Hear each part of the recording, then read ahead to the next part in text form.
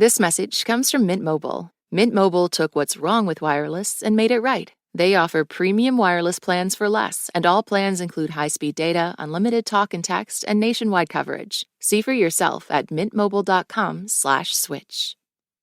A warning. This segment contains references to sexuality and sexual violence. Hello, hello. I'm Brittany Luce, and you're listening to It's Been a Minute from NPR, a show about what's going on in culture and why it doesn't happen by accident.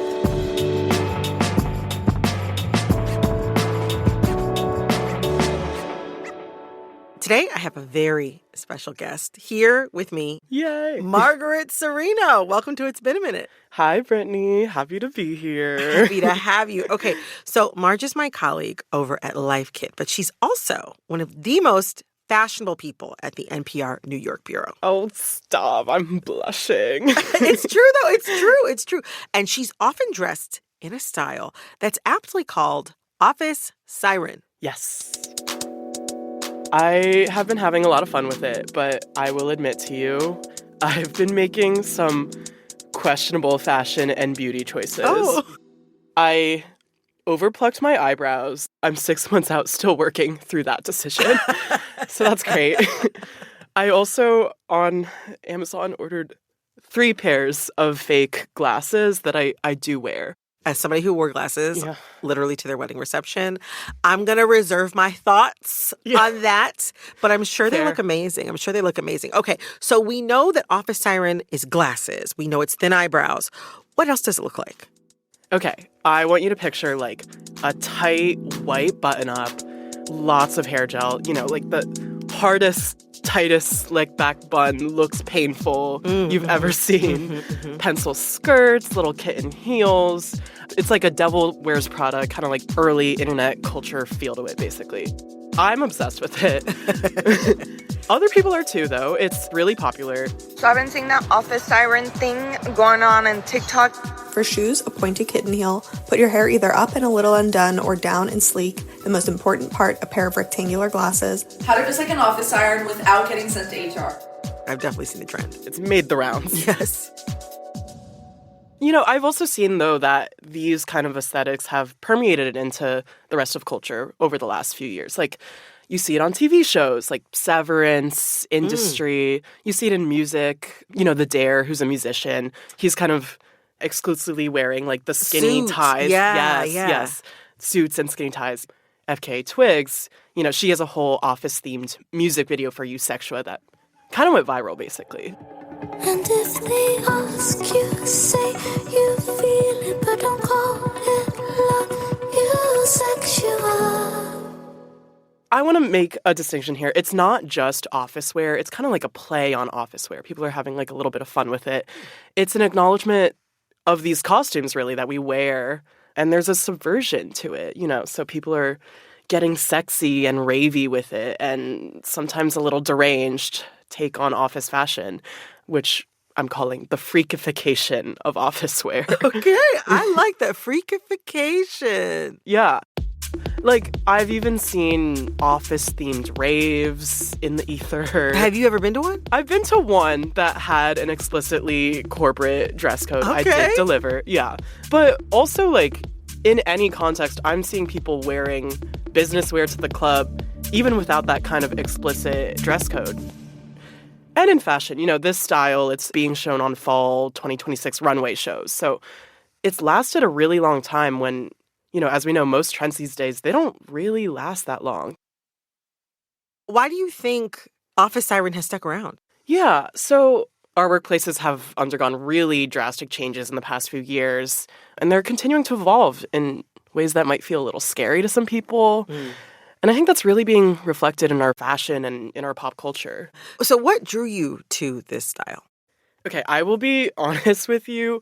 I originally was not thinking that hard about it. I was kind of just like, oh, all the other fashion girlies are wearing skinny glasses. Like, I need to go and buy some. But thinking deeper and sitting with it, I think this style has really stayed with me because it feels like alien. Like, I've always kind of turned to fashion to create, different versions of myself that are really outlandish or like wouldn't otherwise exist, basically. Why do you say that version won't ever exist? Yeah, I've really never seen a pre-COVID workplace. So, yeah, I feel a little unfamiliar with like the traditional quote unquote office norms and customs as they were. So I put on this costume and I'm kind of like, I'm living the fantasy.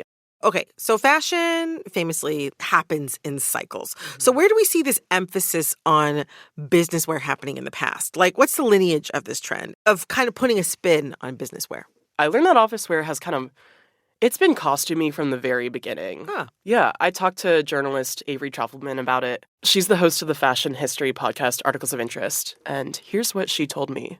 It's always been a little bit of a farce. In the rise of the white-collar workplace, I mean, it got that name because wearing a white collar was so de rigueur for all the clerks who were coming to work in New York. And, like, men used to wear detachable collars, and I feel like we look at it now and we're like, that's weird. Why did they do that? But it obviously makes it so you can wear the shirt more often. You only have to wash the collar. You could buy disposable collars. You could buy like white paper collars that you could just put on every day and like throw out at the end of the night. Wait, hold on. So that's where the name white collar actually comes from this early 1800s fashion trend. Yeah, apparently so. I also did not know this. Okay. Oh my gosh.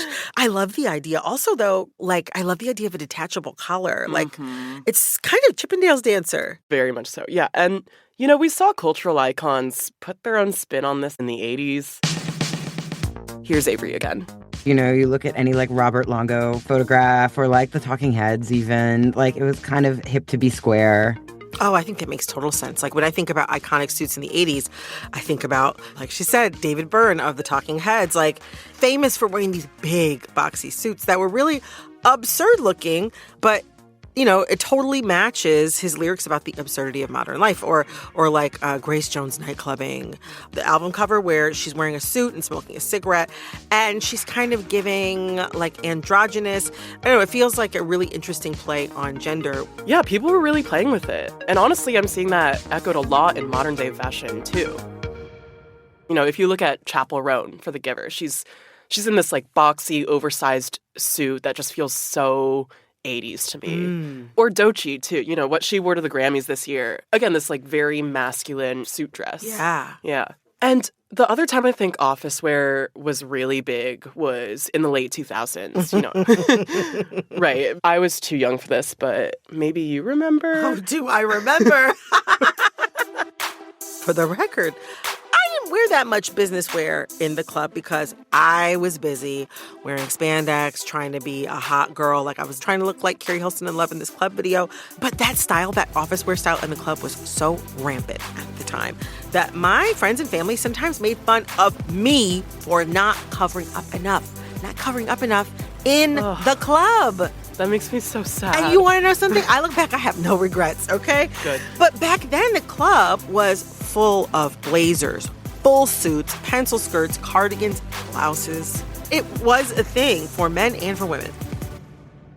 I'm thinking about what was happening around then as well. As you probably know, millennials were entering the workforce, but during a recession. Oh, yes. I finished college in 2009. I'm intimately familiar. Yeah, I mean, entering or not entering the workforce in my case.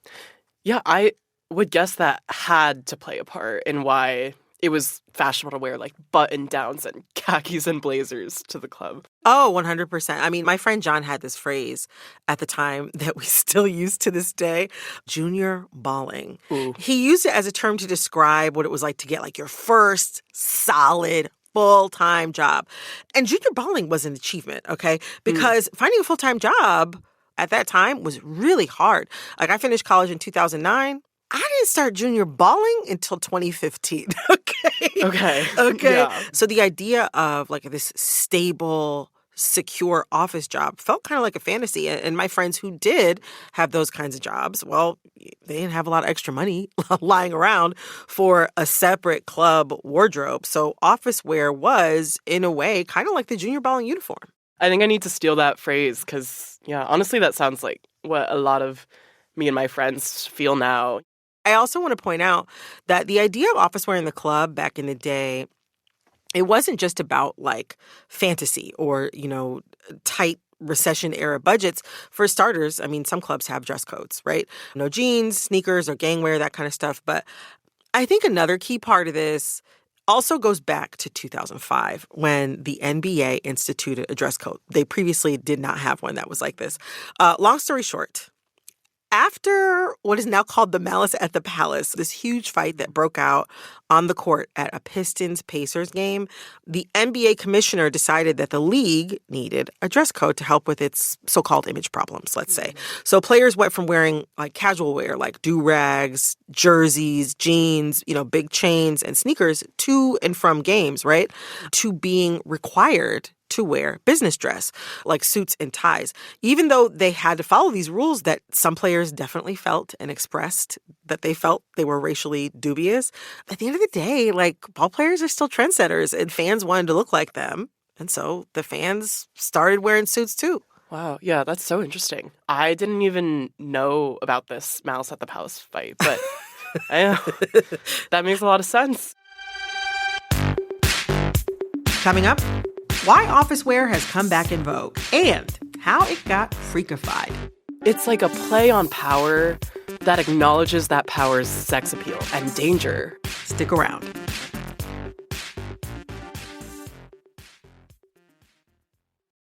This message comes from Mint Mobile. If you're tired of spending hundreds on big wireless bills, bogus fees, and free perks, Mint Mobile might be right for you with plans starting from $15 a month. Shop plans today at mintmobile.com/switch. Upfront payment of $45 for 3-month 5GB plan required. New customer offer for first 3 months only. Then full price plan options available. Taxes and fees extra. See Mint Mobile for details. This message comes from REI Co-op. REI believes there are places within yourself you find only outside, where you can defy your fears, find your grit, and say, I did that. REI has the gear, clothing, classes, and advice to help get you there. Visit your local REI Co-op or rei.com. This message comes from Capital One. The Capital One Venture X business card has no preset spending limit, so the card's purchasing power can adapt to meet business needs. Plus, the card earns unlimited double miles on every purchase, so the more a business spends, the more miles earned. And when traveling, the Venture X Business Card grants access to over 1,000 airport lounges. The Venture X Business Card. What's in your wallet? Terms and conditions apply. Find out more at CapitalOne.com/VentureXBusiness. This message comes from Progressive Insurance. Do you ever think about switching insurance companies to see if you could save some cash? Progressive makes it easy to see if you could save when you bundle your home and auto policies. Try it at Progressive.com. Progressive Casualty Insurance Company and Affiliates. Potential savings will vary. Not available in all states. Okay, so there's like a history of this, right? Some of which I remember myself. But now we're in, as you described, this freakification moment. Yeah, so I talked to Kat Zhang. She's a culture writer at The Cut, and she previously wrote about this and said something that I keep thinking about. The continual pairing of offices and then clubs, these like diametrically opposed spaces that nonetheless merge. The juxtaposition that they're playing with this like repression, liberation, or like the libidinal energy that you have to contain gets like released at the rave. It's not just between repression and liberation. When the trend started, I think people were really dealing with return to office mandates after the pandemic, high inflation. People were feeling bad about the economy generally. Yeah. It's now even more salient, with economic instability due to tariffs and government threats around DEI programs or lost contracts or grants due to DOGE cuts. There's all these massive changes to the corporate world, and fashion is really emotional. So it's not surprising to see people trying to embody nostalgia for a type of power that feels really out of reach at the moment. I talked to culture writer Amelia Pacharka about this. Here's what she told me. When you are scrolling a resale site and you see a double-breasted suit with like massive shoulders, I think you're attracted to it emotionally when you put it on and you feel powerful. It makes you feel like you're wearing like what your dad wore, what your grandpa wore, and you feel like you're taking it and making it your own, and that feels good. Now, I understand that, but you're saying that it's also freakified, or that it has like a kind of weird tinge. Yeah, when I say freakified, I am thinking of this one scene in the Eusexual music video when FKA Twigs is like finally freed from the shackles of her office work, like corpcore dystopian vibes. We pan out on her row of cubicles, and she's on the ceiling of her office, and she has this like incredible shaved, spiky, multi-directional haircut and is crawling and writhing around up there. And the set is crumbling apart around her. And I kind of go back to this visual a lot when I'm thinking about how other people are pushing the limits of the office siren trend. They're just like getting freakier and freakier with it. Right. For example, you might wear a pencil skirt and blouse or a suit, but then also incorporate a weird haircut or a makeup look or maybe club boots or lots of piercings or these like bondage-inspired couture pieces to go along with the office clothes. It's kind of explicitly sexy, too. Like, it's called office siren for a reason. It's like a play on power that acknowledges that power's sex appeal and danger. Yeah, I can totally see the allure of expressing all these different tensions and anxieties about work and sexuality and repression, through your clothes. And I have to agree, so many of the examples that you cited of freakified office wear are very cool. But I also can't think about the tension between sexuality and the workplace without thinking about Me Too. Like, I wonder, how does our post-Me Too world play into all this? Yeah, I've been thinking about this a lot. I think there's something about the office siren that's a little bit taboo. Here's Amelia again. Part of the appeal is its like hyper femininity and its like sort of traditional sexiness where it's tight and like, you want to bend down and pick up your pencil like at the water cooler or whatever. Like, I think the sexiness of office culture is that it's like, it's off limits. If you follow that thought through about a sexy office environment, it maybe ends up feeling kind of icky. People are really wearing this when they're trying to turn a look. So you might see it in a more fashion-forward work environment or at the club, especially when it's not cool to wear in more conservative office environments. That makes a lot of sense. So do you think with even more changes to the economy and our workplaces that this trend will keep going? I talked to one fashion archivist about this, Rashida Renee. Love Rashida. Yeah. I have followed her on Tumblr for years. She's the best. Love. Yeah, she's like the encyclopedia of fashion deep cuts.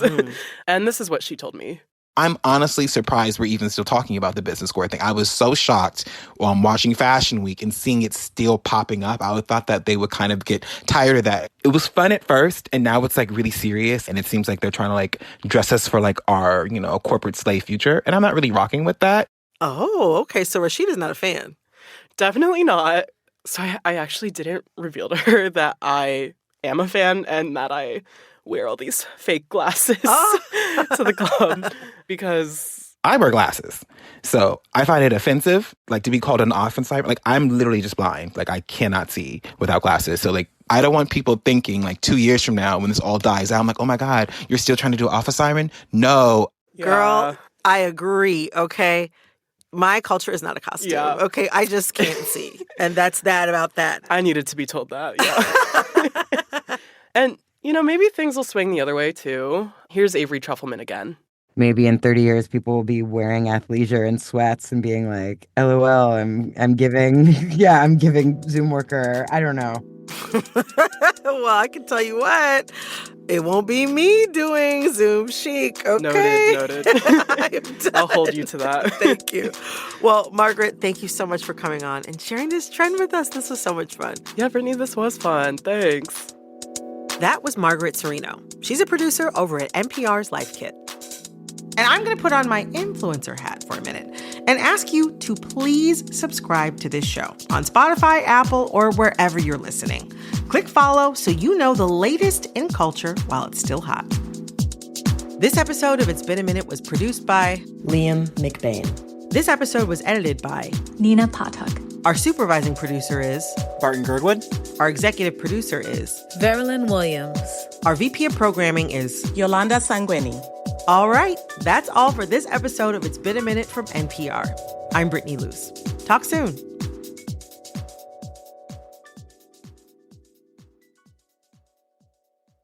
This message comes from NPR sponsor Rosetta Stone, an expert in language learning for 30 years. Right now, NPR listeners can get Rosetta Stone's lifetime membership to 25 different languages for 50% off. Learn more at rosettastone.com/NPR. This message comes from NPR sponsor Vuori, a new perspective on performance apparel. Check out the latest Dream Knit collection by visiting vuori.com/NPR for 20% off your first purchase. Exclusions apply. Visit the website for full terms and conditions.